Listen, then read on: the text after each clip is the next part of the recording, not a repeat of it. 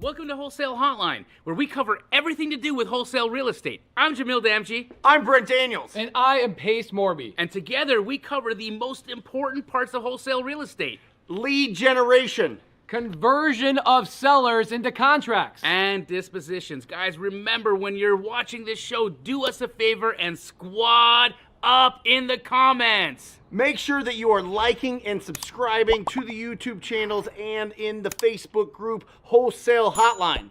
Most important, we want to know we're doing a great job for you and helping you build your business. So go give us a review on iTunes and or Spotify. So squad up and enjoy the show!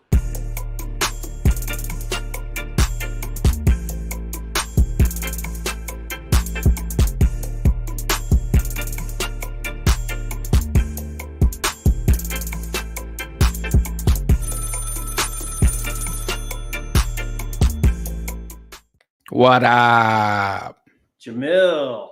But dude, is that you know that? Okay. Your outfits, like when those Halloween costumes. Oh, the ones that you buy. That's like that like they come in the little bag. Yeah. I think that one would just be called Puerto Rico. Yeah. My Puerto Rican vibe. It's your Puerto Rico. You look great, dude. How are you? I'm doing great. Yeah, we just spent the weekend up in Rincon, the west side of the island. We rented a house right on the water, took all the kids, and had a great time. It was fun. Beautiful. Wholesale Hotline 215. I'm in Canada, man, here with Nice. With Charisma for a few more days, and then I'll be heading back to Phoenix and then to Vegas and Orlando for Squad Up Summit. Super excited. I'm so fripping pumped that you're going to be there, dude. It's going to be an incredible few days. Hope we have time to hang out a little bit. I'm sure we will. You might be running around, but I'll be running around a little bit, but I've already heard that all of the iguanas in Orlando have left. They're hiding. Yeah. They know that you're they know that you're coming to town, and they're like, nope. I'm out of here. Yep. Guys, we're super excited about today. Pace will be here in about 10-15 minutes. He's making his way to the studio, I believe. And Jerry is joining us from Puerto Rico, and Brent is traveling back from Augusta, Georgia, where he was doing rich people stuff, watching other rich people hit balls into holes. But we are here today, Jerry, Norton, and I, and we are going to be talking about valuing property. Yes, one of the most important aspects of your wholesale business career will be learning how to comp like a pro. Jerry Norton, if you would, tell us your thoughts on the importance of comping and how has it, being good at, because you're one of the best in the business, if not, I'd say you and I are tied for first. You are an incredible comper. How important has it been for your business? Yeah, and I'm glad you say that because you and I put out a lot of content talking about comping, showing how to comp, doing it live, all the things, because it is one of those skills where I tell people it's there's a lot of it that's a science and there's some of it that's an art. And you really have to learn both. And if you're new, the good news is learn the scientific approaches, and you can learn that fairly quickly. There's some rules we try to follow. But then with practice and with experience, you're going to pick up some nuances. And there's some of it that's a little bit of an art form that just takes time, just takes practice. And the more you do it, the better you get at it. It's like anything, the more you do it, and if you do it day in and day out consistently, then you'll learn little things over time and you'll just get better and better. And it'll become second nature at some point in time. How fast can you comp a property these days, Jerry? Well, this is a great question because I think the problem a lot of people have is they overanalyze or they spend too much time analyzing at the inappropriate time. So everything's timing in this business. And so initially when I look at a property, I want to get to a value in 30 seconds, 60 seconds. Sometimes it literally takes me that long. Now that's not it's not 100% value doing 60 seconds, but it gives me a really good idea of where I'm at. And at the beginning, I just need to kind of ballpark the general idea of where value is in this particular neighborhood, right? Whatever neighborhood we're looking at. And so in the beginning, when you're first looking at a property, you don't really want to be spending a lot of time. You're only gonna be able to get through a certain amount of properties if you're spending a half an hour, 45 minutes. I see people spending an hour just to try to get to a value to then reduce to a price and then make an offer just to have the offer rejected.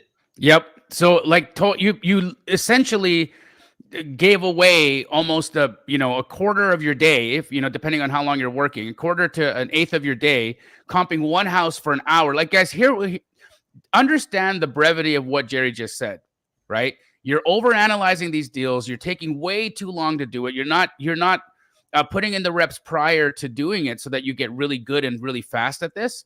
And that's just slowing you down. And if you comp a house only to find out that they're not even going to even come close to your price, you've just wasted all of that time.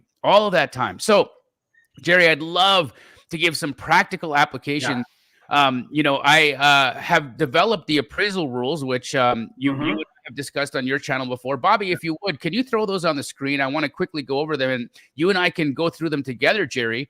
And if there's anything you want to add to this, we'll make a new version. But I developed the appraisal rules after having interviewed over 100 appraisers to come up with a generalized list of parameters that an appraiser will use when they're comping properties. I think Bobby will have that up here in a moment. But what are some of the rules that you follow, Jerry? I mean, there's some big ones that everybody should be aware of, and that is location. So you want to be in a similar neighborhood, right? And some things people do that get themselves in trouble is they have a rule of like a mile or half a mile. And while that might be okay, I try not to leave the neighborhood. And if I don't have a neighborhood, I try not to cross major roads.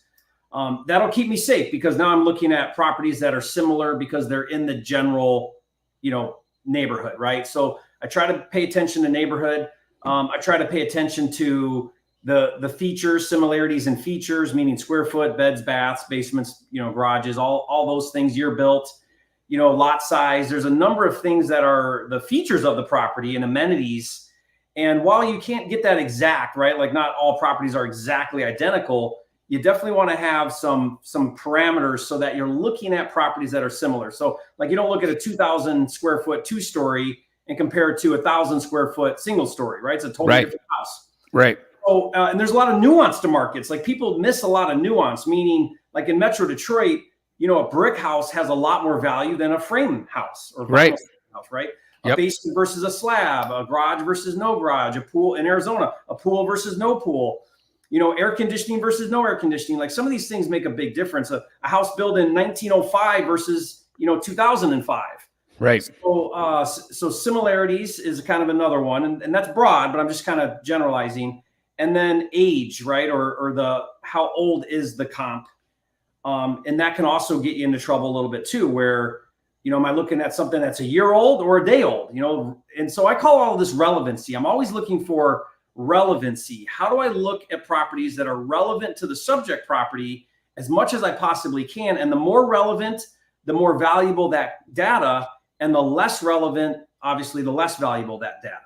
Absolutely, man.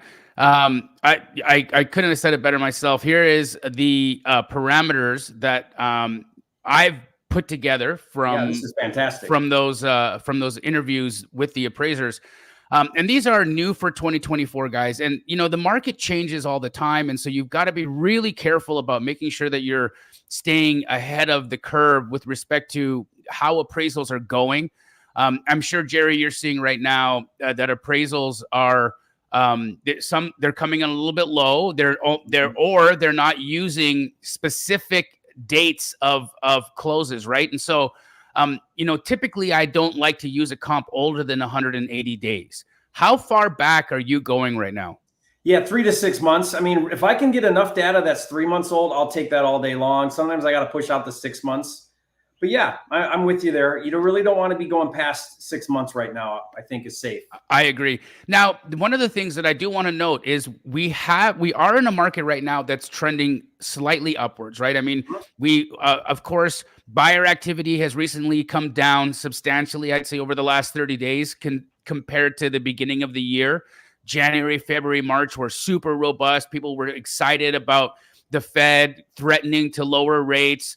But we haven't seen it yet. And mortgage rates are, jumped up again to like near 8%. And so there's a lot of fix and flip buyers right now that are kind of like, they want to buy, but they want to buy value. They want to make sure that they're getting a good deal, because these things could take time, right? These, you could be holding your property on the market for 6 months. If rates don't come down and buyer activity continues to slow up, you're going to have to hold that property longer, which means it's going to cost you more money to hold that house, which means that you've got to bake in more profit margin. So I agree, Jerry, not going back farther than 180 days. Now, because we have been trending up to the right, if you had to go back a little bit, I would still be okay with it, but I would not be using anything from 2022. What are your thoughts on using a comp from 2022? No, I mean, as of this point, as of this time, yeah, I mean, you're pushing there now, because where are we? Almost middle of April, hitting May soon. So yeah, that'd be probably pushing the 6-month-old comp. Yep. Yeah, I agree with you. Now, one thing I do, Jamil, and maybe you'll talk about this a little bit, is I am putting some weight on actives, less for value, more for understanding competition and days on market. Yep. And doing adjustments if necessary. Yes. That's what your buyers are doing. If you're a flipper and you're like, man, I see where your ARV is, I see the data, that makes sense, but there's 8 flips on the market that are sitting 90 days old. I don't want to be competing with those. So then they're going to do some adjustment based on the active competition. Absolutely. So absolutely. So what Jerry said also, let's add to the actives, look at pendings, guys, because pendings are telling you where the market is trending. It's a great rhyme. Pending is where the market is trending. Active is where the market sits currently. Now, here's another thing. Just to highlight again, the thing that he said, the days on market is really important. Jerry, if you have a high day on market, what is that telling you? That's telling you the market does not like that house. It's not reacting to it in a positive way, meaning it's pending, right? So days on market is market feedback. That's the market telling that seller, hey, we don't like this property and it's sitting. That's what the market's telling you when it's sitting there 90 days old and longer. Absolutely. Absolutely. And if you get 30 days on market and things are moving, what does that tell you about the market? Market's hot, stuff's moving, or that property was desirable.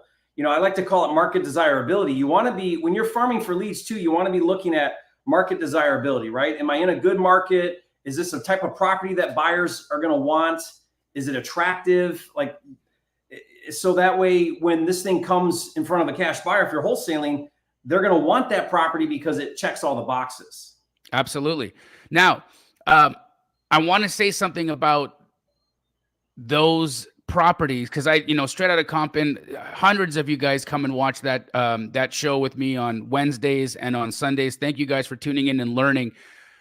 And people will bring a property to be comped, and there's like nothing around that property. It's rural, or the closest sale was like in 2022. So first, what does that tell you about the market, right? That tells you that there's not a lot of activity going on in that market. It tells you that there's not a ton of investor activity if we can't find relevant comps. Jerry, what do you say to people when they're, spending hours or days toiling over a house that's got nothing around it to verify value? Well, remember, guys, no comps are the same as bad comps. Yes, right? Sir. I mean, if you don't have data, now you're guessing. And we don't want to guess. I mean, we're not in the business of guessing. That's what's great about a wholesale business is if we follow certain rules, it's fairly predictable. So keep it predictable. If you're looking at a deal and you just cannot establish value because you don't have good data, meaning you have a lot of sold comps that can help you feel really confident in the number, then you got 2 options. Either go ridiculously low to give yourself tons of buffer room, or get the heck out of that market because you're just going to struggle. It's going to be a market where even if you got a great deal and you take that to market, you take that to dispo, you're just going to be pounding your head against the wall trying to get that thing moved because your buyers are going to be looking at the same thing you're looking at, no data, and they're not going to know how to value it either. So you totally agree. All you're doing is digging yourself a grave. I agree. And wasting time. You're wasting a tremendous amount of time. You know what I think it is, Jamil? Yeah. Because I do similar things like what you're doing, and I tell people, look, don't make this a Stump Jamil show where you're going to bring me some whacked out property and expect me to pull a rabbit out of the hat and give you some solution. Like, there's a reason why it's not selling. There's a reason why nobody else bought it. There's a reason why it's in the middle of nowhere and it's never going to sell, right? Like, use some good judgment. Be in an area where you've got a high probability of success because there's a lot going on. 100%. 100%. And again, at the end of the day, guys, your buyers are paying attention to activity, right? So if you're seeing yourself sitting there like, oh, I just can't figure this out. What do you think? What do you think your buyer? Okay, let me put you into the mind of what your buyer is doing in the middle of the day. Okay, he's whipping around town. He's looking at material. He's checking on job sites, or she's checking on job sites. They're coordinating with trades. They're negotiating prices. They're getting deals sent to them while they're driving. They're quickly comping. If this person's not able to find the comp, do you think you're going to get a call? Do you think that they're going to sit there and be like, well, hold on a second. If I really open up Privy and look everywhere for it, and I peek behind this, no, it's just not going to happen. It's either like obvious or it's not, right? And we make money where things are obvious. We don't make money where you have to tell a story. That's another thing that I hear all the time. When somebody wants to talk to me about a deal, this is what they say. They send me a deal, I comp it really quick, the price is whacked out, and they say, but hold on a second, let me tell you the story. I don't care. Nobody is going to care about the story. Like, here's what happens when you wholesale a property. No one's like, okay, hold on a second. I'll pay you $10,000 assignment fee, but you better make this story good. I need character development. I need a good climax. I need an act 1, 2, and 3. And don't you dare leave me without a cliffhanger. Don't you dare either. Right? Nobody cares. Nobody wants to hear the story about this property. It's just not going to make sense for them, right? Hold on. Put them back, guys. We're not done with the appraisal rules. So this is going to take us a minute to go through because I want to go through and open up all of this. Now, Jerry, if you had to use a comp from 2022, how much would you be adjusting down? Yeah, I think I like some of your rules. You want to give that a discount, probably 10%, 20% down. And the further older it gets, devalue that, but even devaluing it, the problem here is if it's 1 out of 6, okay. If you have 5 out of 6 comps and they're all 9 months, 12 months old, you got a problem again. Yes. Right. Because you're going to take that to a buyer. And what's a buyer going to say? Your comps are old. I need to see new comps, or they're going to pull up new comps and they're going to be like, dude, your old comps aren't relevant. There's newer comps. The problem, Jamil, is people want to cherry pick their favorite comps and ignore the relevancy. Ooh, okay. So somebody asked, what does it mean when he says, and another person asked, is this 2022 or 22? Guys, what I was talking about was the market height of 2022. 2023 trended in the same direction. Okay. Once we corrected after 2022, I'd say in the beginning parts of 23, we were finished our correction and the market started trending in the same direction. And it's been going in that direction since. So I feel confident that we can use somewhat older comps, at least dating back to the beginning of the 23, just as an indication, not to verify, but as an indication. But if your the only comp is from 2022, you got to make the adjustment down. So when I talk about time traveling and leaving a subdivision, here's what I'm talking about. Okay. Right now, because the market is so volatile, because we're seeing buyer activity spike, buyer activity drop, buyer activity spike. Like, we're seeing this happen in real time. What's going to happen is like Jerry just said, you're going to want to cherry pick the best comp. But what if it's an older comp? What if there's a newer comp that popped up that shows that your property's ARV went down 40 grand? But you want to stick to this older comp because you're like, well, it's within 6 months. Yeah, but the new comp that just closed yesterday, okay, is not verifying that, right? So what I say by leaving a subdivision right now, appraisers will actually go out a half a mile instead of time traveling, instead of going back in time to find the comp, they'll go out a little bit farther from the subdivision to get something that's more time specific. Jerry, have you seen a lot of this going on as well? Yeah, I think so. I mean, I prefer not to leave the neighborhood, but what you're saying is if you have to choose, yep, better to go out of the neighborhood a little bit than go older in comps. Is correct. What you're saying. Yeah. And that's not Jamil making that up. That's the appraisal guidelines that they're following. Correct. Which means if that's what they're doing to establish value, that's what we do to establish value. Now, the caveat to that is it's still like for like. So I'm not leaving the subdivision and then going and picking a completely different type of property to say, hey, well, I left the subdivision and here's one. No, it's got to be like for like. So let's talk about like for like, right? We want to typically stay in the same subdivision. Jerry, what's your rule of thumb for feeling or knowing that you're in the same subdivision? Well, I mean, if it's a newer subdivision, it's very obvious. Like I can look at the map and I can see that, okay, here's where you come into this neighborhood and here's where you leave the neighborhood. And there's 100 homes in here. And okay, that's my neighborhood. If it's an older development, or maybe it's more of a grid-like system, then typically you're going to be looking at your crossroads and you're going to try to stay within crossing major roads. That would be a neighborhood. Some systems will outline the names of the neighborhoods. So it's interesting when you go out east a lot, they'll call it, or like Indianapolis and some of these markets, they name the neighborhoods, and you know the neighborhood has value when you're looking at comps. And in the comment section, they're talking about whatever park subdivision or whatever. Whenever a good agent puts in the comments information about that property, look for a trend, because that's telling you there's something going on here. This neighborhood's a big deal. Otherwise, they wouldn't be saying it in the comments, right? So then now I'm thinking, okay, well, is my house in that neighborhood, or am I in the next neighborhood over where maybe it's got a lower value? And I'm also looking at, like, I'll give you an example, Jamil, exactly what you just talked about. I was working with a student on a townhouse, and in this development, there were maybe 30 or 40 of them, and there just wasn't good comps in the neighborhood. And so I did exactly what you said. So, okay, well, let's go outside of the townhouse, but we can't go look at single family or some other non-like property. Let's see if we can find another townhouse development that's very similar to this one, similar in style, similar in price point, close by. And we found another one, and it was basically a cookie cutter. And so I felt good about that. I said, okay, well, we can steal some value from here because not much changed. It's across the street. It's about this. It was built about the same time. There's enough going on that's the same. And I would probably dig a little deeper if I was going to buy there, if I'm using those comps. But from a quick look, everything kind of matched up the same. So I felt good about it. Love that. One of the other things that I've done and sometimes you're in the same subdivision, but you have different builders. Okay. So this is for those suburban areas where you've got one type of builder, a Pulte Homes, and then you get a Taylor Morrison or whatever. You get all these different builders, and they have different qualities, right? They've got different quality of construction.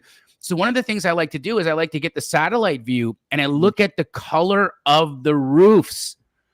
What's the roofing material like? Do they change color? If they're changing color, then that tells me that there might be a change in quality. And what I'll also do then is I'll go to Street View and I'll look at the front elevations and I'll see, are they using higher grade material in this very close by neighborhood or subdivision that's like right beside mine, or maybe it's in the same subdivision, but we have more of the estates in this subdivision versus the non-estates, the more, general housing style track home, right?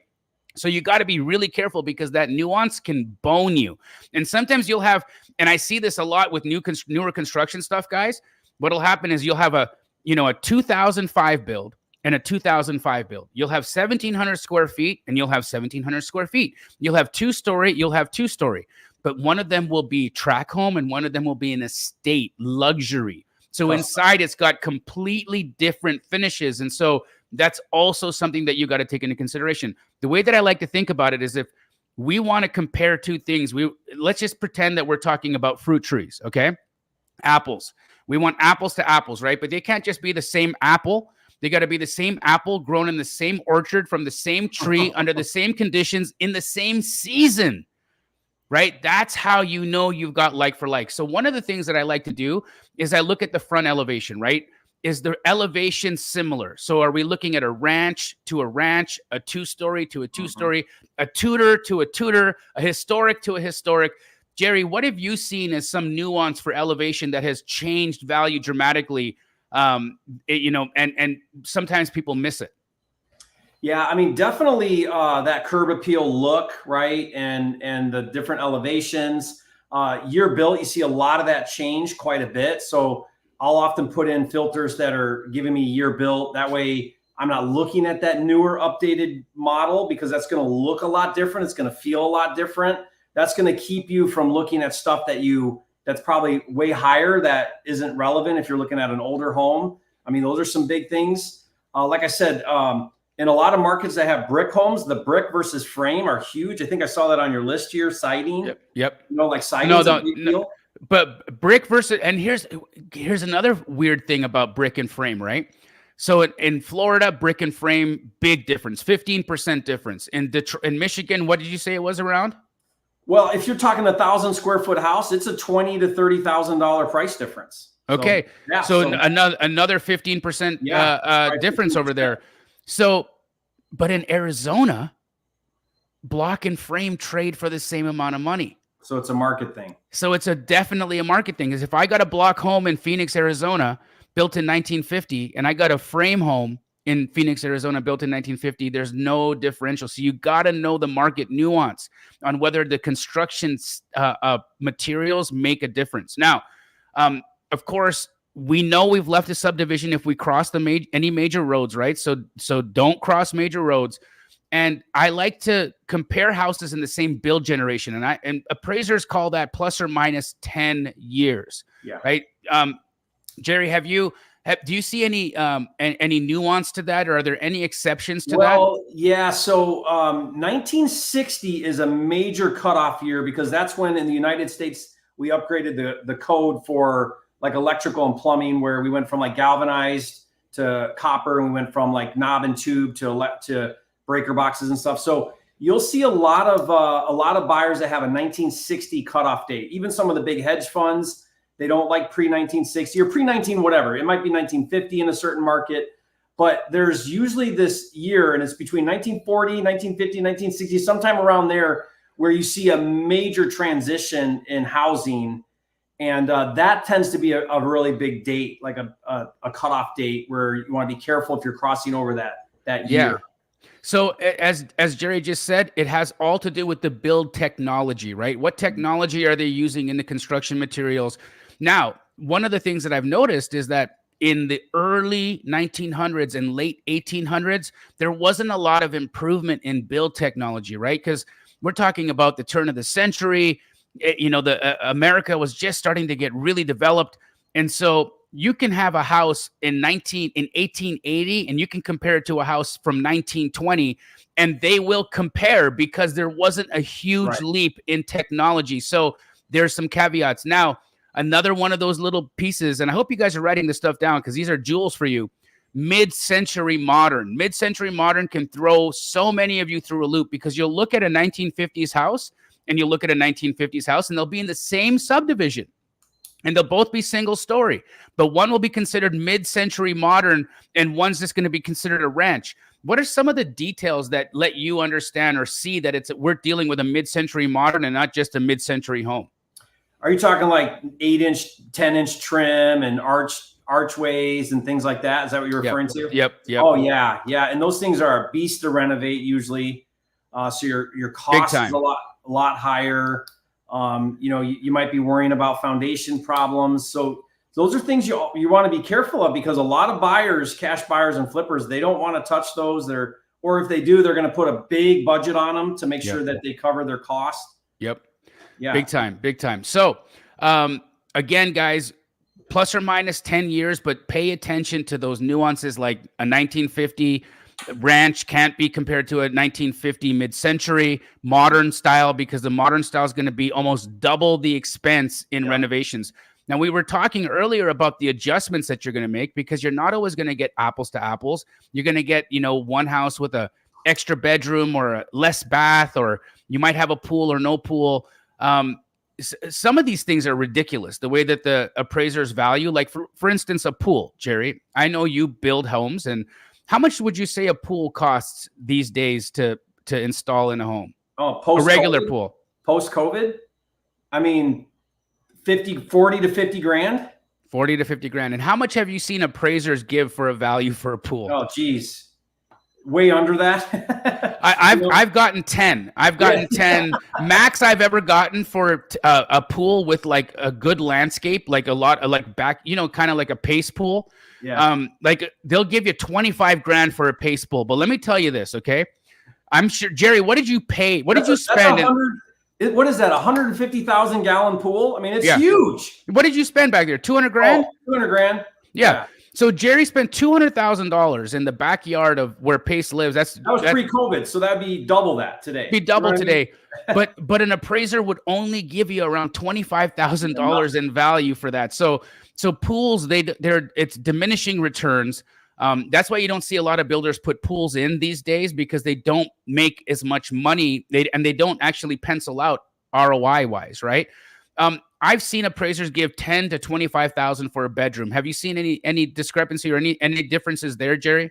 No, that sounds about right. Yeah. Bathrooms plus or minus $10,000. So if you have an extra bath, it's worth 10.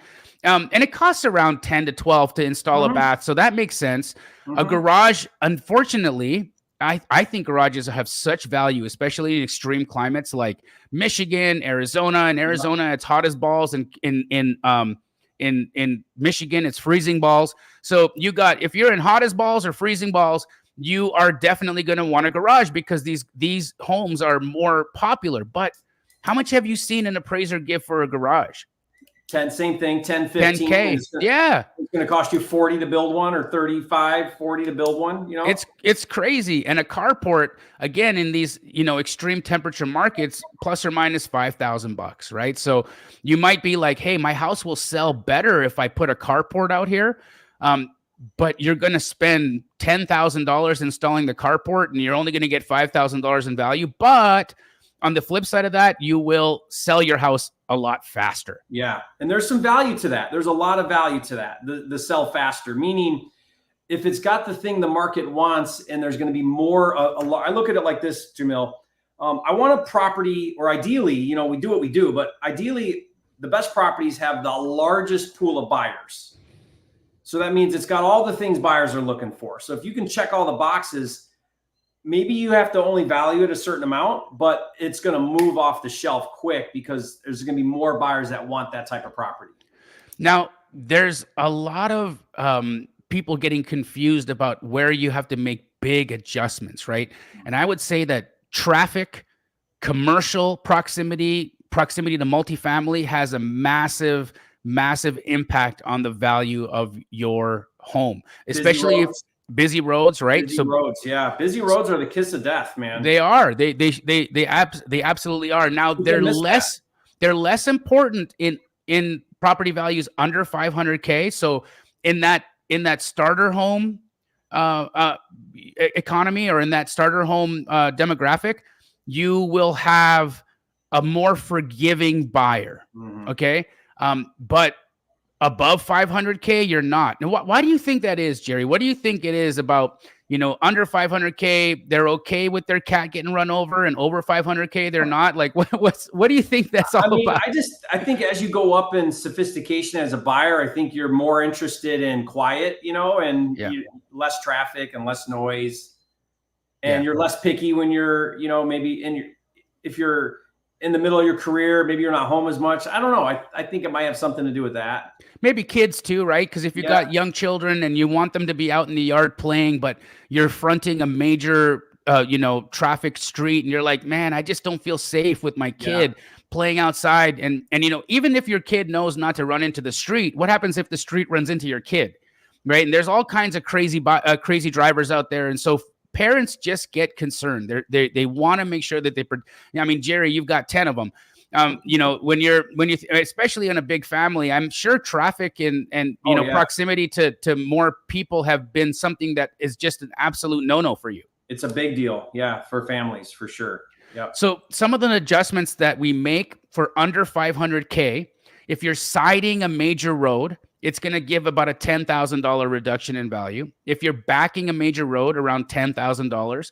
If you're fronting a major road, about $20,000. But when you go over 500K, those thousands turn to percents. So if you're siding a major road over 500K, you take off 10%, which could be 50K. If you're backing a major road, you take off 15%. And if you're fronting, you take off 20. Have you ever seen it get discounted more than that, Jerry? I don't think so. That feels about right. Yeah. Feels right to you? Yeah, now, I like those percentages. We're in a world where we've got tons of ADUs getting built, right? And people, you know, I see agents marketing this in their listing descriptions all the time. Oh, room for an ADU. And they think just because you got room for an ADU, or just because an ADU would be permissible by the city, that anybody in their right mind would actually build the ADU. Now, of course, ADUs are they're very good in like markets like Seattle, where you can individually title the ADU, but that's Seattle, right? In Seattle, you can individually title the ADU so that it can be sold off from the main house. So, you know, it's almost like having a condo in your backyard. But where it's not on a different parcel, if it's in the same parcel, I've seen appraisers only give half value for a casita and for basement. And that's assuming the same quality of construction. What have you seen in basements and casitas?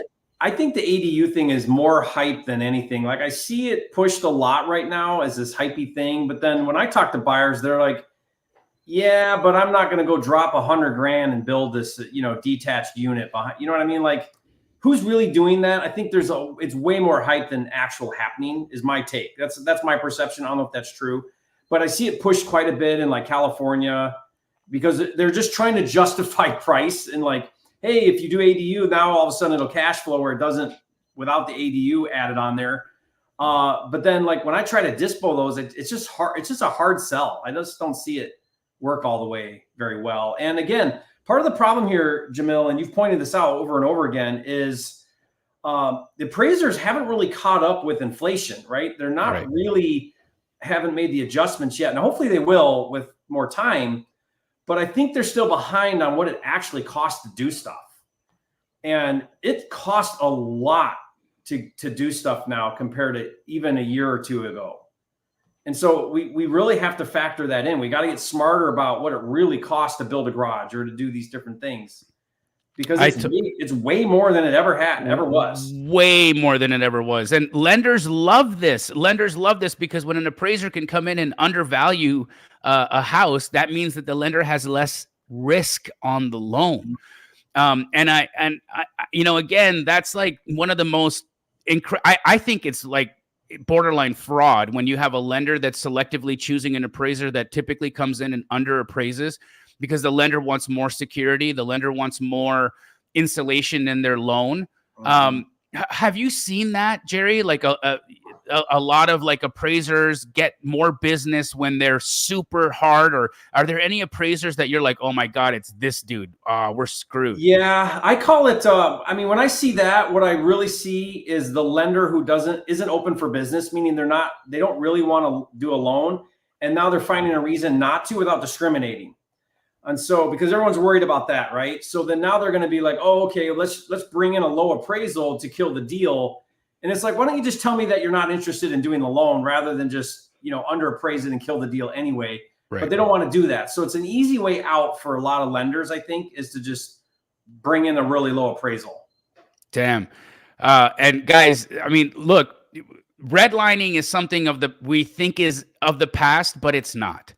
Okay. The lenders have just figured out new ways to redline. Mm-hmm. They figured out new ways to, you know, to hedge their risk in demographics where they feel that there may be more economic disparity. And I said that as inclusively as I possibly could, but it's a fact. Okay. And it's how the business is done. And so we need to pay attention to that, at least in our business model, because we have to understand, you know, how is this going to affect the value? How is this going to affect the saleability? How is this going to affect the future resale value or the desirability of a fix and flipper to come and do a project in here? Without a doubt, Jamil, in low income markets, your appraisals just get hammered. And it's because lenders don't want to lend in those low income markets. I mean, bottom line, they don't want to lend there. And so those are, you could have the best comps and you'll get these appraisals come back and they're just ridiculously low. Yeah. And you're like, why can't you use these comps? Why are you using those comps? And so there's a lot of that's actually happening. Now, how do you know if a neighborhood might be targeted by a lender for that? Now, here's one thing that I've done. I look at the pre-foreclosure notice of default and the foreclosure rates for specific areas, right? And if there's a heightened instance of foreclosure, pre-foreclosure notice of default in a specific area, that tells the lender it's risky to lend in this area. So let's get our favorite appraiser, you know that guy, let's go get him to get out there and appraise this thing and give us an extra $50,000 in cushion, because if this borrower doesn't pay the loan or doesn't make their payments and we take this property back, we're not going to be in a bad spot. Yeah, I mean, one easy thing I do, Jamil, is I just kind of have a price point cutoff where I know, and again, it'll cross over that. But for me, like, I'll take Metro Detroit because it's a great example because you have Detroit right there. When you get in neighborhoods where ARVs are under 100,000, that's a brutal market because for flippers. Now, if you're in that market, just readjust and know that your buyers are going to be buy and hold and target buy and hold type of cash buyers. And so you're going to look at value different. You're going to look at condition different. You're going to look at rehab numbers different. Right. But if you're trying to establish ARV and then wholesale to flippers in a under 100,000 ARV market, it's going to be very difficult and you're going to have a lot of challenge. Yeah. And just, if you're thinking about it in terms of logistics, guys, if somebody's got to flip a house or is going to take a house from you and you're selling it to them for $20,000 and an ARV on it is $100,000. Okay. And you're like, this is an amazing deal, but the renovation is going to be $80,000. It doesn't pencil. Right. So why wouldn't someone just go onto the market and buy it ready done for $100,000 and use it as a rental? Why would they want to then buy it from you for 20, pay 80 to fix it, do all that work, take all that risk only for it to be worth what it's worth? Yeah. Right. Yep. And so you've got to look at it from the perspective of, would I do this?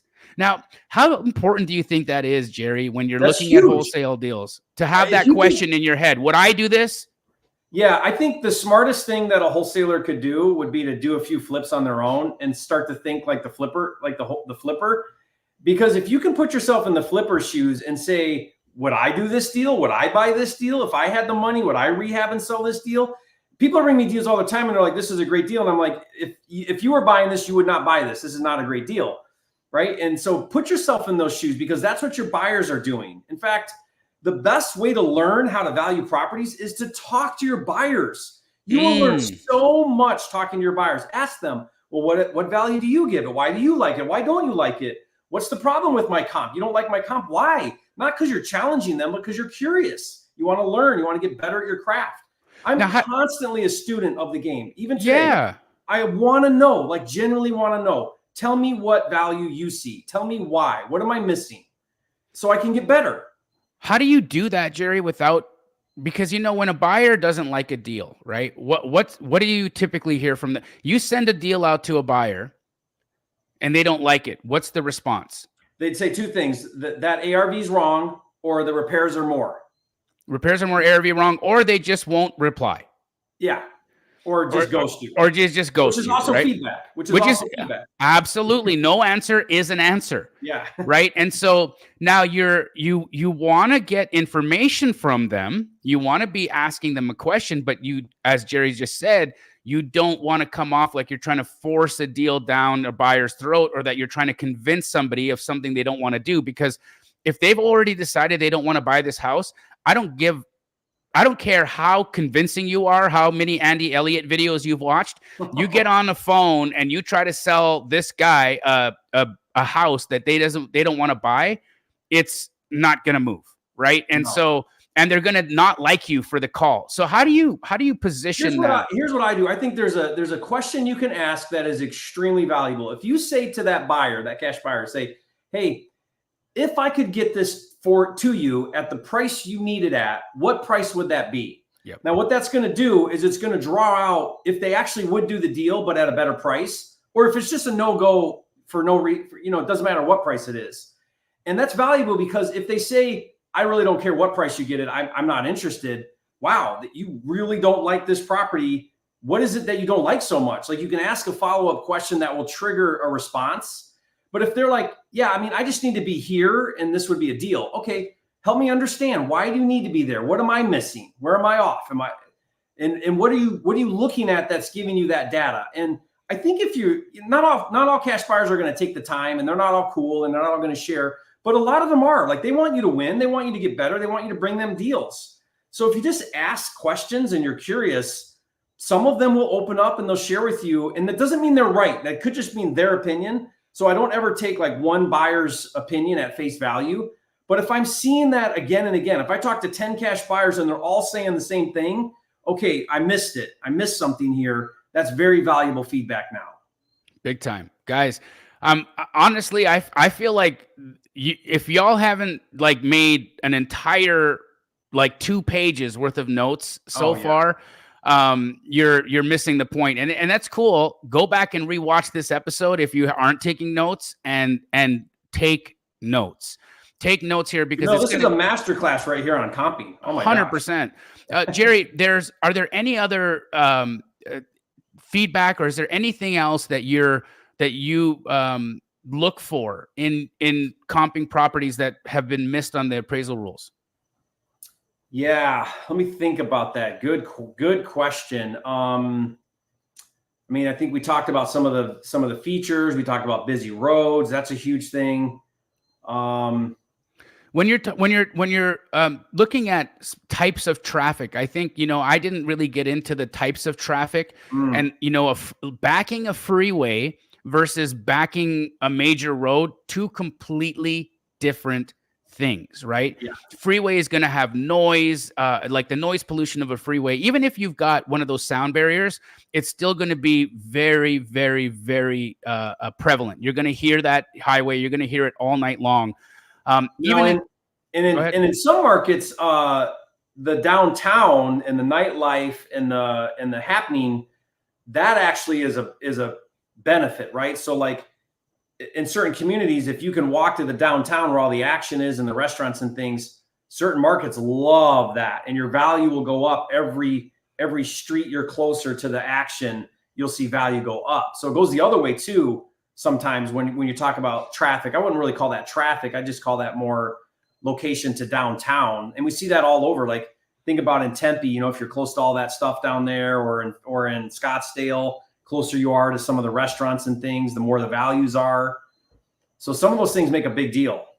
Now, one of the things that I didn't talk about here was land. And Bobby, thank you so much for putting this on the screen. We can look at Jerry's beautiful face again. When we're talking about land, right? Because you're, in my opinion, for those of you guys that don't know what Jerry does in new construction, Jerry builds some of the most incredible homes that you would ever step foot in. You're hands down one of the most greatest luxury builders I've ever seen. Do you do stuff in the lower price points as well? No, not usually. No, because I think it's economies of scale, right? If you're going to build something, you might as well get a whole lot more for it. And the higher up in price point you go, the more you get in a return. Right. So that's all. I don't want to be I'm more about margin than volume on the building side. Makes sense. I love new construction in the lower price points, just because they're so easy for me to get in and out of. Yeah. Now, I can share with you guys my land assessment. So for instance, right now I'm building in West Phoenix and I'm building in South Phoenix, and I'm selling around $375,000 to $400,000 for my finished product. Wow. Where do you think, let's take a poll in the chat. Where do you think I need to buy my lot at in order for that to make sense to do the project? And then Jerry, I want you to give us an example of one of your luxuries, and then we're going to pose the same question. Okay. So what are the parameters of the luxury? What's your exit on and where does the chat think Jerry has to buy his land in order for it to make sense? Your exit's what, 7 million, 5 million? Yeah. So it used to be 3 to 5 million, and now it's 5 to 7 million. Yeah. So okay. So for me, guys, I'm doing a project exiting around 375 to 400. What do I have to buy my lot for? And for Jerry, he's exiting 5 to 7 million. What does Jerry have to buy his lot for in order for it to make sense for a builder? And you guys are going to find lots of opportunities like this out there. You just have to know how to speak builder language, right? So I'm seeing a lot of answers here: 50 to 60K, 70 to 70K, 80K. Okay, cool. So you guys are pretty in line. For me to make sense to do a house where I'm going to be exiting 375, 400, I got to be into that lot. If I'm exiting at 375, I got to be into the lot for 75. If I'm exiting at 400, I got to be into it for no more than 100K. So about 25% of my final exit price is where I've got to be for the type of construction that I'm doing. And I'm talking, builder grade, entry level materials, luxury vinyl product on the floor, of course, granite or quartz countertops, but I'm not waterfalling the edges or anything like that, right? So that's where I kind of need to be at. Now for Jerry's project, where he's exiting 5 million to 7 million, some of you guys none of you guys are even coming in with any guesses here. Come on, guys. Oh, so for Jerry, they're saying 75K an acre. I think that's a little low. Way low. Yep. Somebody's saying 600 to 700K. Thank you, Joel, for taking a stab at it. Any other guesses here? People are just like, wow, Jerry's so rich. How do I do houses like Jerry? Rich friends. Just has rich friends. So, Jerry, someone said 500K. Where do you need to be buying your land at for it to make sense? So in Paradise Valley, we got $1.5 million, $1 million here. Okay. So. Yep. So in Paradise Valley, now it's higher now, but pre-COVID, it was $1 million for a 1 acre north-south facing lot in specific streets, right? So everything matters. But for a 1 acre lot, about $1 million was our budget to buy a house that we're selling for 4 to 5. 4 to 5. Okay. Yeah. So what is that? About 20%. About 20%. So about 25%. So it goes down a little bit as you get into the deeper luxury, because his material costs are just going to be through the roof. I mean, he's importing his marble from Italy, and so it's going to be more expensive. But then we look at land that's a little bit farther out, right? And people have a difficult time trying to understand where, some of these, I guess, they're not rural, but they're more suburbia, touching the boonies of a market. Where do you see those ratios kind of working in, or do you not really play in there, Jerry? No, I don't. So all I'm doing is spec building, and I'm only doing it in a hot market where there's a lot of demand and there's a lot of spec flipping happening. And I recommend that to others. Like, if you look at your searches right now, when I look at searches to determine if new construction is a smart move, I'm going to put in my minimum year 2022 as of this recording, 2022, because that's going to tell me, okay, what are all the homes that were newly built in the past year or two that have now sold, or if you're looking at actives, they're up for sale. Those are investors, because a homeowner wouldn't build a house and then turn around and sell it, right? That wouldn't make sense. So those are investors. So if I see activity and I see lots of houses selling that are from investors, okay, I'm in a market that's worth playing in. But if I do that search and I don't see any other spec flippers doing deals, then I don't want to be I don't want to be the first one to find out if it works or not. Right. There's not really a market for it. Would you describe what you mean by a spec build? Yes. So a spec build is someone who buys an infill lot usually. Sometimes there's a house and you tear the house down. That's what most of ours are. It's just an up and coming area. And then you tear that house down, and then you get an architect, you design a house, you hire a builder, you build the house, you stage or furnish the house, and you don't market it for a buyer until you're completely done. Sometimes you pre-market it a little bit, but the goal is you're basically flipping, but new construction without a predetermined buyer. When you have a buyer and you're working for a buyer, that's a custom builder. And we don't want any part of that. Like, and that's custom brain damage. That's custom brain damage. Yeah. You don't want to do that. And you're an employee. Yeah. Even if Jerry has somebody who's like, they see that he's in the middle, he's like, no, when I'm done, I'll let you know. Yeah. Right. Because they're going to come in and they're going to make every change order possible. You're going to get into arguments. It's going to be, you'd way rather finish your product and then let the market decide how that moves, which makes total sense, right? I wouldn't want to be, building for, specific client either. Now, you mentioned teardown, and I think lots of people make the mistake of valuing raw land and teardown the same. They're not. Yeah. So Jerry, why aren't they the same? Well, so raw land might need zoning, might need some kind of, you're going to have to get that build ready. Whereas an infill lot, you're going to have to factor in your demo, but it's in an existing location and you're looking at a lot where there's already homes and you just need to get a permit now and build, right? So it's much different than any type of zoning requirement or any type of building requirement where that may take 6 months or so before you can longer. Before you can even do anything. And guys, they are a complete crapshoot, right? So I was involved in a rezoning project. Chris Iman and I bought 4 acres in Arcadia Light, and we, man, I'll tell you, one of the biggest learning lessons for me ever was buying that 4 acres, Jerry. I closed on the 4 acres the date I got married. Okay, I closed on it on March 7th, 2014, right? Okay. And I was so excited about it because we got this 4 acres of land. We paid like 2.6 million for it, right? Wow. Which for 4 acres in Arcadia Light at the time was pretty good. Now, what ended up happening was we had a buyer who was willing to give us $300,000 prior to close and have us assign the deal over. But Chris and I got greedy and we decided that we were going to hold it, rezone it, entitle it, and sell it. Okay. Because we thought that's how we would squeeze every drop of value out of that land. Now, here's what ended up happening. We went to the rezone. The rezone ended up taking a year because we had neighbors contesting the rezoning. They didn't want more density in the area. They didn't like that. We actually had one woman who came to every hearing, and because the rezone was going to add more density, she factored that it was going to take her an extra 7 minutes to get to work every single day. And for that reason, she was contesting it. And we had to do traffic studies to appease that because she kicked up such a stink, right? So guys, rezones are not guaranteed. They are a possibility and they're a big risk.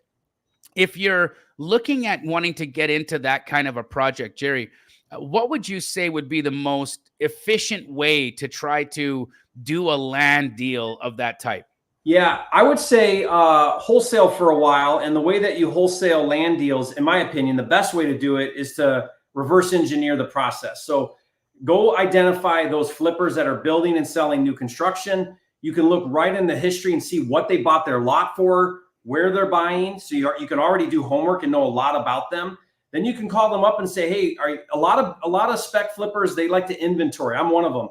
Like right now in Puerto Rico, I'm doing some $5 to $7 million homes. And I want to have about 3 lots in inventory. That way I can roll my guys. I'm working on plans while we're building one, right? So a lot of these spec flippers are always worrying about their next deal, and they'll land bank for 2 years before they even start building on one of these lots. So you can approach them and say, hey, where are you looking? When are you buying? What's your price point? What's your parameters?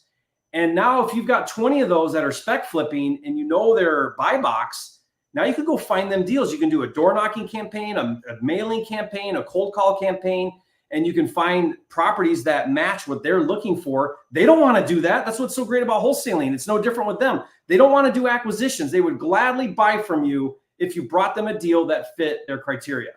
And it's an awesome niche business because not very many people do it or think about it because it's land, not houses. So it's kind of under the radar. It's a really cool strategy. Yeah, guys, don't sleep on land wholesaling, even on the outskirts, right? So what I found for land on the outskirts has been a pretty reliable percentage of new build value. Okay, so what I'll do is I'll look and I'll say, are new homes being built in this area, first and foremost? If the answer to that is yes, then I look at what the average of the new homes are selling for in that area. And I'll say, okay, well, if the average is 500,000, okay, then I would say that I need to have a lot that costs me no more than 10% of that 500,000.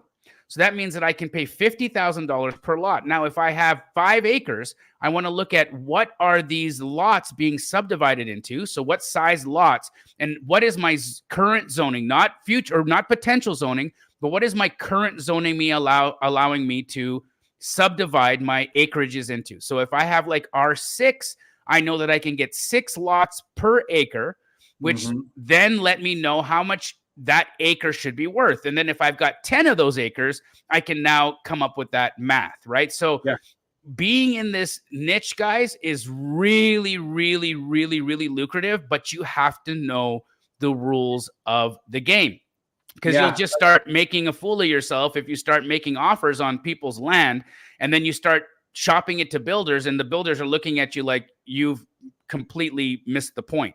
Another thing is you can't structure these contracts like you would normal wholesale contracts. Inspection periods are not going to be 10 days. No. Right? And when you're talking about land, what would you say, Jerry, is an average amount of time that you need for an inspection period when you're buying a piece of dirt? If it's just a lot, we'll still do like a 30-day because I need to call the city. I need to do a lot of stuff. So 30 days is really normal, but we'll also do a lot of options. And options are very common with land. And if you think about it, like when Pulte or a developer goes and buys 100 acres from a farmer, they almost always buy those on options. And they're like a 2-year option. They give them $100,000 option fee. And now for 2 years, they're doing all their feasibility and they're doing all of their zoning and all of their subdividing and all their stuff. That way they're not out the money. So the farmer's committed for, $10 million, but Pulte doesn't front the money until after it's time to exercise the option. And that allows them to control the property without paying for it yet. And then they go to work. And if they don't exercise the option, which they do sometimes, let's say like the market shifts or whatever, then they'll just lose $100,000 and not do the deal. Yep. So for big land deals, options are very common, but even for small deals, like you can do an option all the time. I just made an offer on a lot deal in Denver, and I pitched, it was on market, and I pitched to the agent an option. I said, hey, would the seller consider a 6-month option? And she's like, what? No, why in the world would we do that? I'm like, because it's going to take me every bit of 6 months to just get ready to even build, and I'm going to be out $500,000. So I was trying to coach her on like how a lot of builders want to buy. They don't want to tie up $500,000 on a lot that they can't even do anything for 6 or 9 or 12 months. So a lot of them like to look at options. And so you can get an option and then you can assign your option, and that will be a very attractive deal to a spec flipper. Absolutely. And guys, if you don't have an option agreement, Bobby, if you could you put a link to, I've got an exclusive and non-exclusive option. Non-exclusive option, guys, is not going to be super secure. That means that you have an option, but your seller has the ability to sell it to somebody else. An exclusive option gives you the exclusive right to purchase the property. And typically you can make your option periods as long as you want, right? So for instance, when Chris Iman and I sold the 4 acres to D.R. Horton, America's home builder, they optioned it from us, and they gave us a $100,000 option fee in order to do that. Now, what ended up happening was they dragged us out. That I think we were in escrow for a little under 3 years, Jerry. What do you think my total profit margin was once D.R. Horton closed? Probably not that great. I made $12.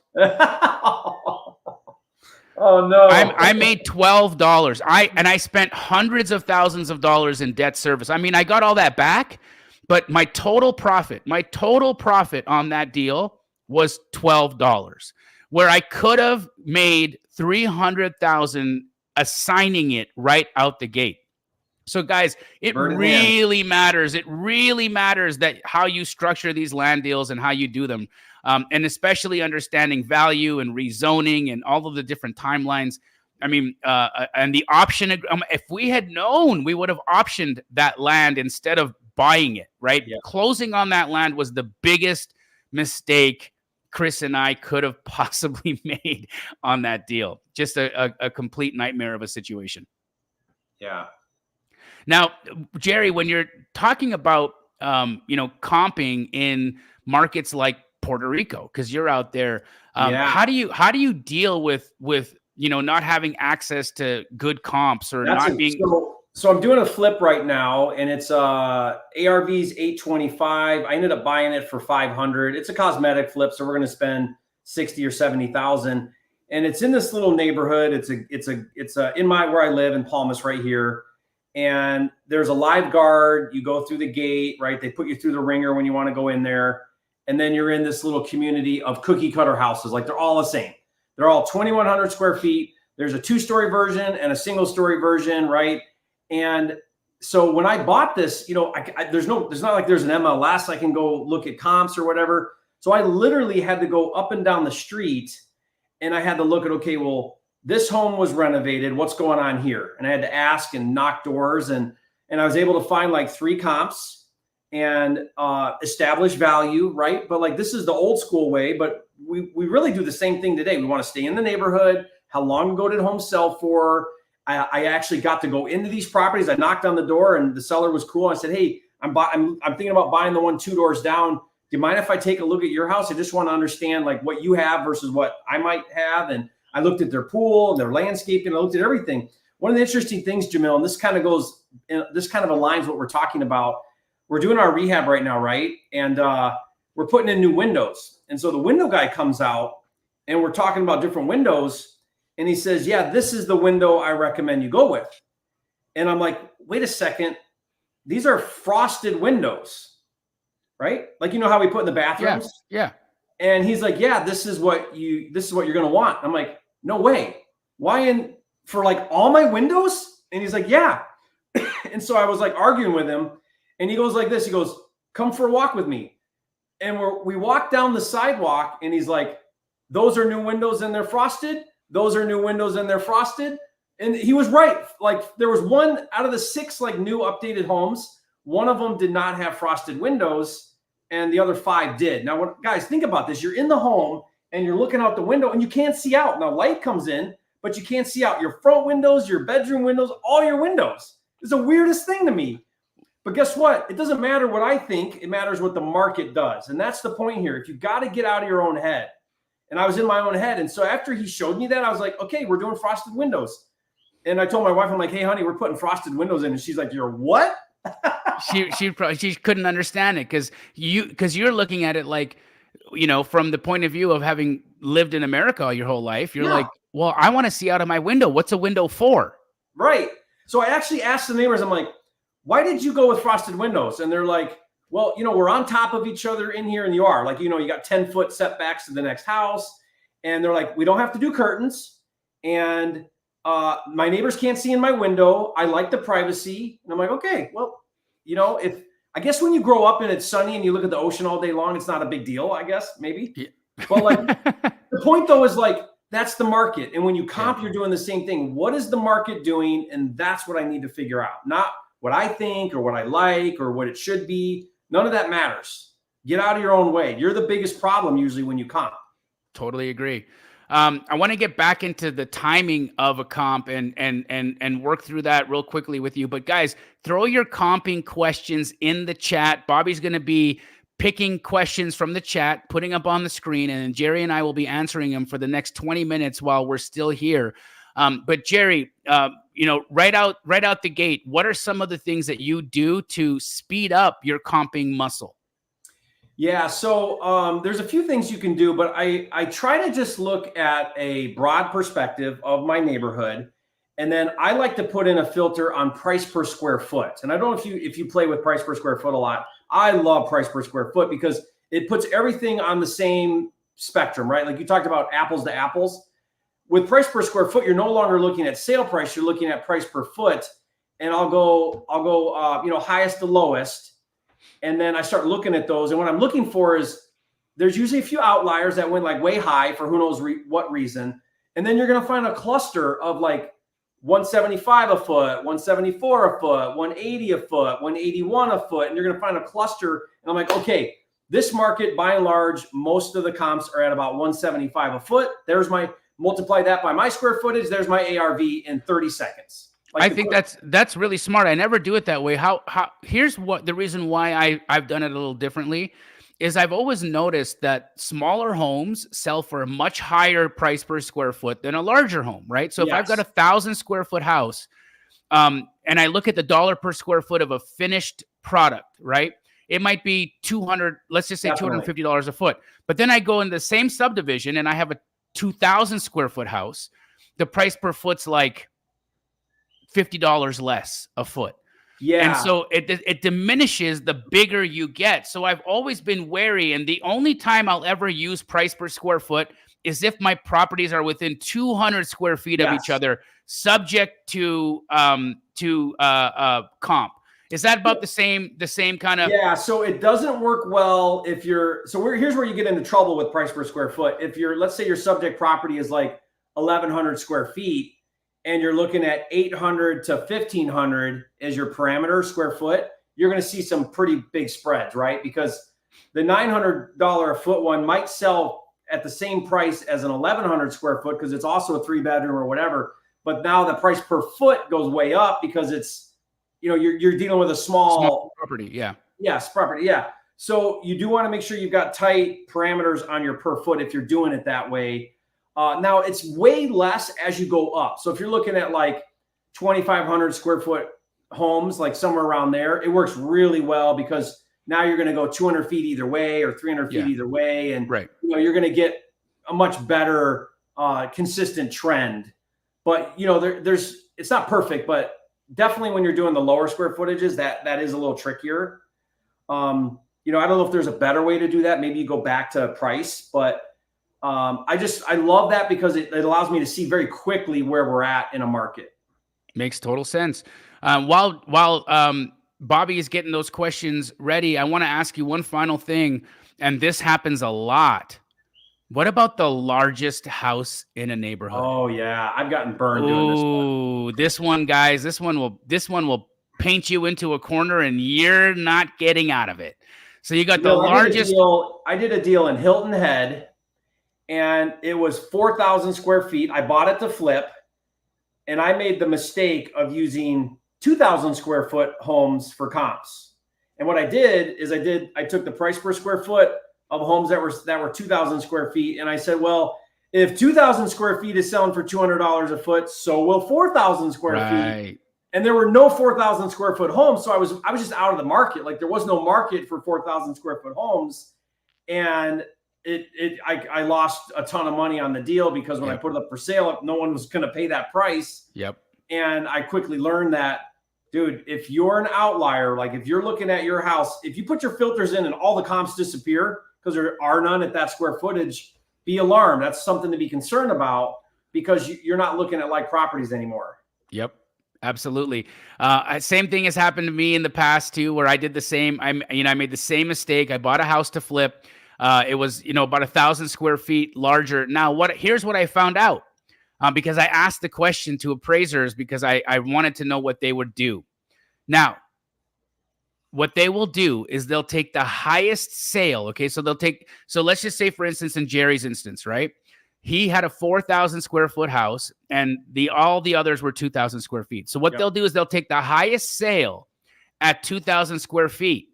And they'll use that, and then they will give you a little bit. Now, here's what the little bit is. The little bit is if you're under 500 grand, they give you 10,000. If you're over 500 grand, they give you 10%. But that's the most that they're going to give you in addition. Wow. So think about that. For Jerry, what was the price point of that house, Jerry? I think it was 200. I think it was a while ago. So I think I was going with $200 a foot. Okay, so $200. So he's $800,000, right? Yeah. He's $800,000 exit on this thing, which means that if the highest sale in that area for the 2,000 square footers were 400 grand, Jerry's trying to sell for 800 grand. What did you end up selling it for? Around 5? Yeah.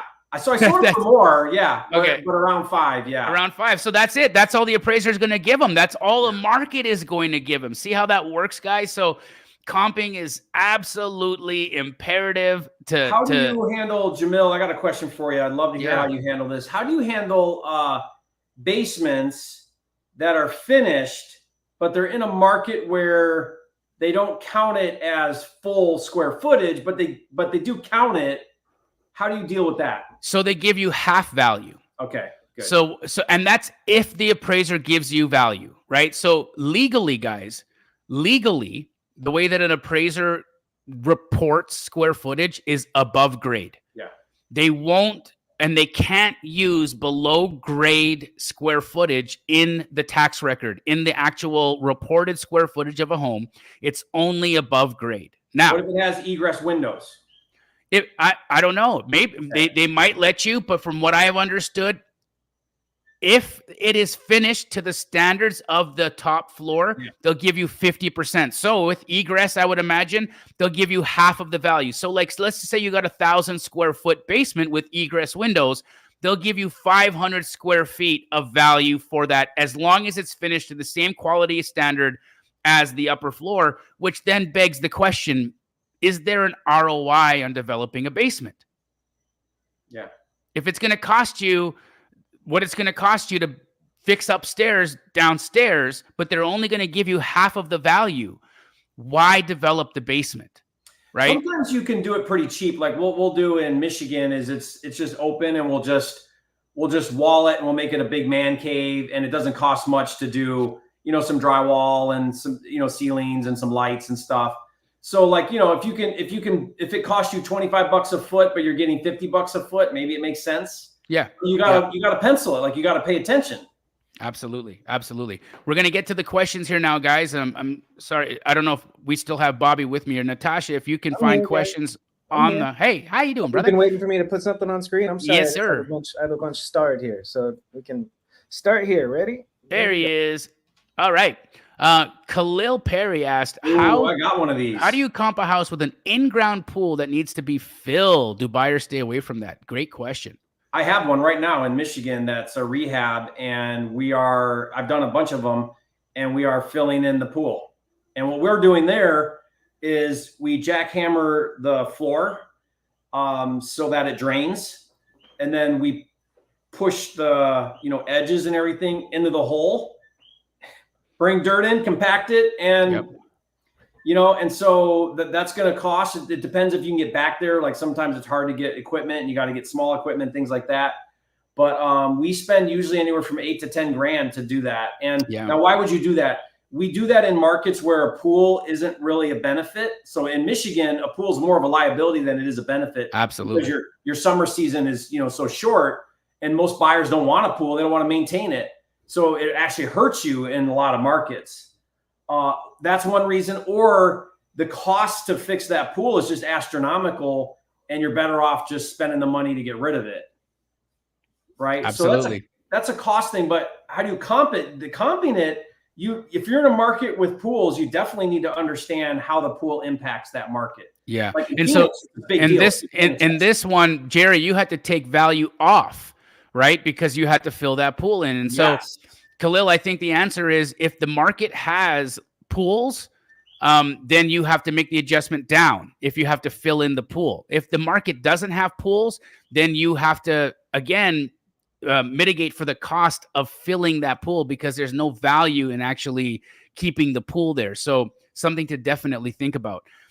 Now, this made me think about solar, Jerry. How are you dealing with solar on properties, non-owned solar, leased solar? What does that do to the value, the saleability, and how you're making offers and valuing property? Well, so here in Puerto Rico, when we rehab, solar is a big budget item. So here's how we do it here. Because power goes out all the time in Puerto Rico, and you have hurricanes to worry about. So buyers at certain price points, now this isn't all price points, but the price points I play in, backup power is a big deal. So what we do is we put in the Tesla battery, and that gives you about a day's worth of backup. You get about 8 hours of backup with just that wall. You know, I'm talking about the wall unit. And then we get bids for the solar, and everybody's different on their solar. Maybe they want more or less. Maybe they want full regenerating with cells and all that. What we do is we get bids on that, and then we provide them to our buyer, knowing that the buyer at least wants the basic, day backup package. And that costs about 13 grand. I just put a deposit down on one today, about 13 grand for at least here anyway, for that. But in your high sun states and stuff, like you're seeing a lot of solar. We're dealing with it on the buy side where people have these loans. This is nuts, like 25-year loans. I know. And it's like, what, for like a $50,000 loan for 25 years. And it's like, dude, why did you do that? That makes no sense at all. You just hurt yourself because now we have to factor that in or take over that payment or whatever. But you're seeing it a lot now. Yeah. And at the end of the day, when you're looking at solar, what I found is that if it's not owned, so if it's still leased, okay, it's actually a negative. It's a negative because what ends up happening is that payment, 300, 250, that now gets added into the total DTI. And it makes the person who's qualifying for that end product qualify for less because that payment is going to be factored into the total debt to income ratio. And so it's because when they sell, it passes on to the new buyer. Yep. And they got to qualify for that. It's not just a straight, assume my lease. No, that person's got to go and qualify to take over the lease, just like they would have qualified when the first person bought it, which makes so many buyers just get brain damage. And they're like, I don't want to do this. Like, what a pain in the rear this is. Yeah. So pay attention to that. Solar is a plus in some, but can in most price points, if it's still leased, it actually can make your property worth less. Charlotte has a great question. How would you comp a mobile home park?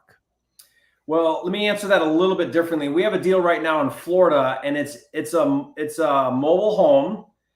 And when we first looked at it, I was like, no way. It's got the 410 roof, But then I took a closer look, and I'm like, well, wait a second. This is on a foundation, so now it's attached to a foundation, and now that is real estate, right? Because it's not on a trailer that you can drive away. Yep, it's a fixed, and we found lots of comps. So there was a lot of that going on in the neighborhood. So I only comped it against other fixed mobile home or I guess manufactured homes like ours. So I made very clear, I was very careful not to miscomp it against regular houses. Even though it's a fixed, it's still a manufactured home, and a buyer's going to look at it that way, and an appraiser is going to look at it that way. So I was able to establish value, but only by looking at other manufactured homes.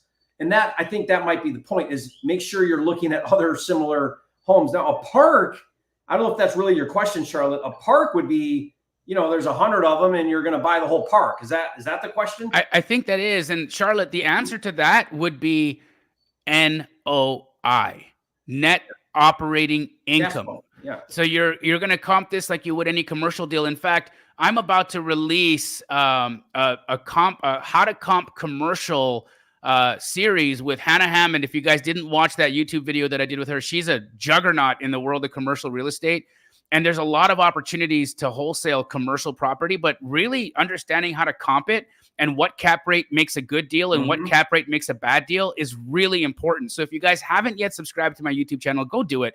We're going to teach you how to comp commercial. But Charlotte, when you comp commercial, it's all based on the net operating income and the cap rate. So what you want to find out is what is a good cap rate for a mobile home park in that market. What is the average cap rate? So if the average cap rate for a fully rented, fully stabilized, well-managed mobile home park is an 8 cap, well, if you're buying it, you want to make sure you're getting it at a much greater price than that. So you want to be probably buying it somewhere at 10 or an 11 so that you have the available cushion to do the improvements, to put new management in, to, make the T12 make more sense. So net operating income is really important when you are valuing commercial property of any type, a mobile home park being one of those types. And think about it, guys. The reason why is because a buyer, an investor, they're buying that for the income it produces, not for other homes or other properties that have a similar value. The value now is based differently. It's based on the income it produces, not on what you can resell it for. And that's why commercial looks at income, net operating income, not other comps. Absolutely. And Anything Goes said, yes, for buy price, you want to take your NOI divided by the cap rate. But we'll get into that in great detail when we are looking at how to comp commercial properties. Brandon Martin's question, how do you comp multifamily 5 units or more? Brandon, same answer. Same thing. It's going to be on net operating income. Now, if it's 4 units or less, how would you comp that, Jerry? Well, so 4 units or less, they will treat that as single family under the appraisal and lending guidelines. Correct. And so you would want to comp it with another fourplex or triplex or duplex. So don't take your quadplex and comp it to a single family. That's not going to work. You can't take your single family times it by 4, and that's what a fourplex would be worth. It's not that simple. And you're still going to look at income even on a 4 unit because income is going to matter. Yep. But they'll actually appraise it against other 4 units. Correct. Now, just back on the manufactured home, there's a year built that really changes the value of a manufactured home based on lending guidelines and whether or not lenders will lend. Pre-1976, Jerry, do you pay it? Are you ever buying manufactured homes built before 1976? I don't do a lot of manufactured homes. I mean, if I can wholesale one, but I'm not really buying those. So why it's important to look at the year build, even if it's a fixed on manufactured home, is across the country, lenders will not lend on any manufactured home built prior to 1976. Why? I don't know. But they won't lend on it, which means what? That the end buyer is going to have to come in with all cash. Now, let me ask you a question. If you're buying a manufactured home to live in, what are the chances that you have the entire purchase price in cash? Very low, which is why most of the parks that have pre-1976, they finance those manufactured. They do. They'll do seller finance in those circumstances, but that's why they do it. And you have to pay attention. Now, if you're making an offer on a pre-1976 manufactured home, you can come in and offer substantially less than you would offer on a post-1976 manufactured home, because again, the demand for that is much less. And so you can actually get that at typically half of what you would have paid for a 1976 or newer manufactured home. So knowing these guidelines and knowing these rules, guys, will help you in your offers, and it'll help you in your saleability. How did I learn this? Well, I got a manufactured home that was 1975 built, and I had a comp right next door that was 1978, a pretty much model match, and I had a huge spread, and nobody wanted to buy it. And I couldn't understand what was going on. And finally, somebody sat me down and said, "Hey, Jamil, I can't even get a hard money loan on this manufactured home that was built in 1975. No, lenders won't lend on it. It's just the rule. So everybody's got to come in cash, which means if I sell this, I'm not selling this to an end user. I'm selling it to an investor who wants to rent it. And then I'm not going to get top dollar for it, because investors don't pay top dollar for anything, right? They're going to want a discount. And a lot of times the shipping fee for that thing to move it around is more than the value of the thing itself. Very true. Freddie Hardy said, how do I comp land for a housing development 10 to 20 acres where you have to put in roads and utilities? So Freddie, we just went over that earlier on in the podcast. I said, if you're looking for what houses sell for nearby, now the developments have to be right there. They can't be like 5 minutes down the road, 10 minutes down the road, because that's not ready to develop land yet. The developments have to be right there. You have to be butting up to the developments that are currently existing. And if you are butting up to the developments that are currently existing, usually you look at what are those units selling for. Let's just say 400,000. You want to pay about 10% And then you're going to have to do the math based on the acreages and on the acreage and what the zoning will permit you to divide each of those per acre. You can rewind this episode and hear me break it down in greater detail, Freddie, but that's how you will comp that. Hunty asked, help. When coming to an agreement on market, does the seller agent put down my due diligence days in the agreement for my boots on the ground since I write? Oh my goodness. Jerry, I think this is written in Puerto Rican English. Can you make sense? I'm just playing, Hunty. When coming to an agreement on market, does the seller put my due diligence days down in the agreement for my boots on the ground since I don't write the agreement? Yeah. Okay. I think I understand this question here. When you're on market, it is true that the agent's going to write the offer using their state approved contract, but that doesn't mean you don't have to give that agent a lot of direction as to what you want included in that offer, in that contract. So like I have a 10-point checklist, which I give every single agent every single time that they got to have all these things in that offer. Now I'm asking the agent to put these things in there because I'm not the one writing the offer, the agent is. So you got to manage that well, because if they don't help you do that right, then you're going to have a contract that maybe isn't very wholesaler friendly and you're going to have a problem. So you want to be able to, you have to tell that agent what you want in your contract. Love it. Jerry, we went through this hour and a half faster than I can't even believe it's been 90 minutes. It feels like it's been 5 minutes. It was like 5 minutes. Wow. What do you have coming down the pipe? I can't say about that one. With someone I really like a lot, spending some time with tomorrow. Yes. The name starts with a J. Yes. I'm going to be hanging out with Brent too a little bit on live. I'm excited about that. Amazing. And then I fly out a week from today, flying out to Orlando.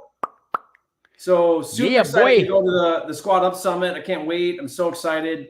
And I know how hard you guys have worked, Jamil. Like I talked to Pace a little bit and you a little bit about it. And I think you guys are absolutely nuts. Like to put this on, people have no idea what it takes to put on something like this. No idea. No clue. Like you guys should, if you guys go, if you don't go for one, like, dude, you're missing out because not very many people can even pull this off, let alone finance it. Right. Right. So it's a big deal to go to something like this. It really is. And we're really excited, Jerry. And, seeing that you're going to be on stage with us at that event was probably you're my favorite speaker on that, next to Pace. You two are my two favorite people in the entire world. I like Grant Cardone. He's awesome. I like Donald Miller. He's awesome. I love Vina Jetty. She's amazing. But there's only one Jerry Norton. And it's going to be so incredible to get to hear you, get to see you. And for all of you who have not yet met Jerry or me or Pace or Don or Grant or Vina, make sure you come to Squad Up Summit. Guys, I am really close to 50,000 subs. I know I got a baby channel compared to Mr. Norton over here. But what I'm doing for my 50,000, when I hit 50,000 subscribers and I'm almost there, I'm going to be giving away an hour of my time where I just come in and break down your business. I'm going to pick one of the subscribers who comes in and I'm going to sit down with you on a Zoom and you're going to tell me all of your business problems and I'm going to help you solve them if I can. And I'll dive into it with you. So we can talk mindset, we can talk scale, we can talk systems, we can talk strategy, whatever you want. And so what I'll be doing is I'll be picking a lucky subscriber. So if you haven't yet subscribed to my channel, do that. If you haven't yet subscribed to Jerry's channel and you're watching from a different one, go do that. But other than that, guys, we'll see you all at Squad Up Summit or next Monday on Wholesale Hotline. Thank you, everybody. Or just say squat up. So squat up and enjoy the show. Yeah. Yeah. Okay. 1, 2, 3. So squat up and enjoy the show. What are you doing? I didn't say nothing. Why? I don't know. Okay. So squat up and enjoy the show. Cool. I think we should use the one where Jamil doesn't say anything.